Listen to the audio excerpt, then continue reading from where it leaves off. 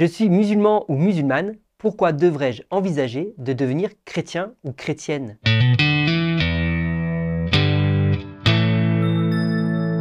Nous suivons souvent la religion pratiquée par nos parents ou dans notre culture, qu'il s'agisse de l'islam, du bouddhisme ou du catholicisme. Mais quand nous nous tiendrons devant Dieu au jour du jugement, chaque personne devra rendre des comptes séparément pour avoir cru ou non en la vérité de Dieu. Mais avec tant de religions, où est la vérité?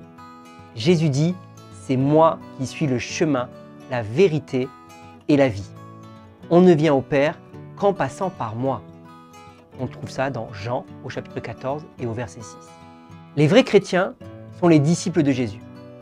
Comment Jésus pouvait-il affirmer être le seul chemin vers Dieu le Père?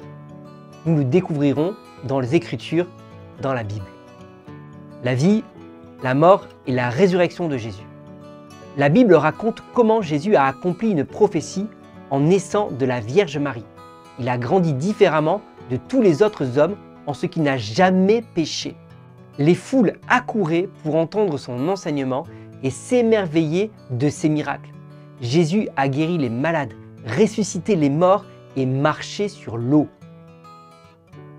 Jésus ne méritait en aucun cas la mort, mais il a prophétisé qu'il serait crucifié et qu'il ressusciterait des morts.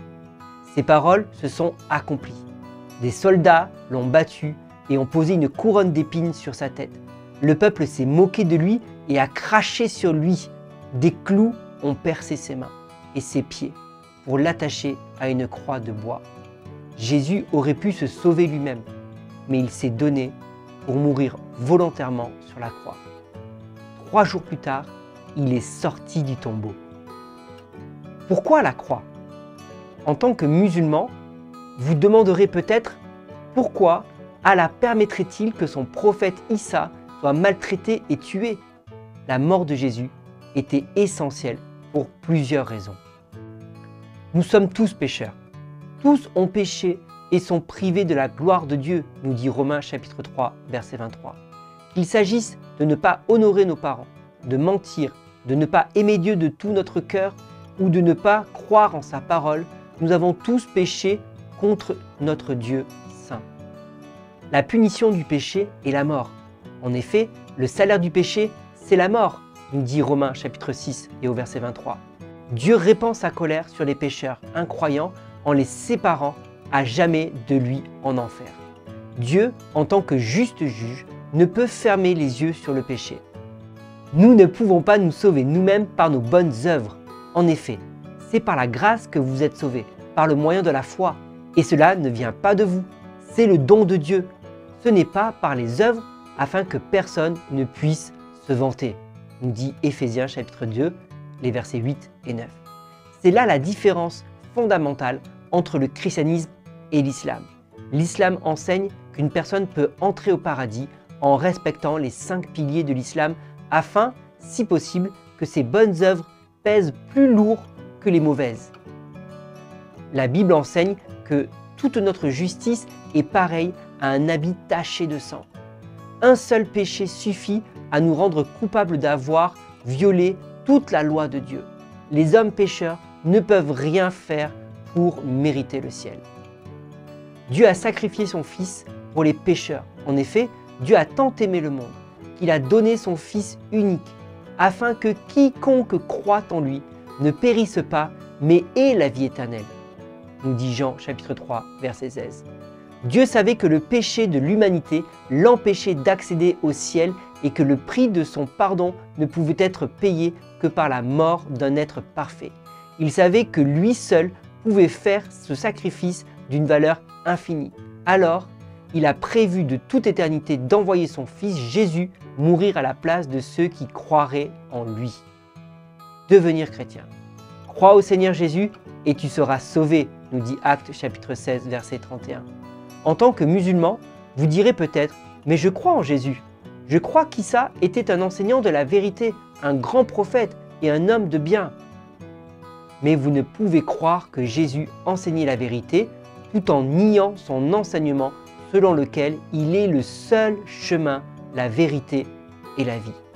Vous ne pouvez croire qu'il était un grand prophète tout en rejetant sa prophétie concernant sa mort et sa résurrection le troisième jour. Vous ne pouvez admettre que Jésus était un homme de bien sans accepter sa revendication d'être le Fils de Dieu. Vous ne pouvez envisager de devenir chrétien sans comprendre que la foi chrétienne exclut toutes les autres religions. La conclusion inévitable est soit Jésus a porté vos péchés sur la croix, soit vous les porterez en enfer. Celui qui croit au Fils a la vie éternelle. Celui qui ne croit pas au Fils ne verra pas la vie, mais la colère de Dieu reste au contraire sur lui. Alors que vous découvrez la Bible, puisse Dieu toucher votre cœur pour que vous vous détourniez de vos péchés et vous confiez en Jésus. Vous pouvez répondre par une prière comme celle ci-dessous. Souvenez-vous que cette prière ne vous sauve pas.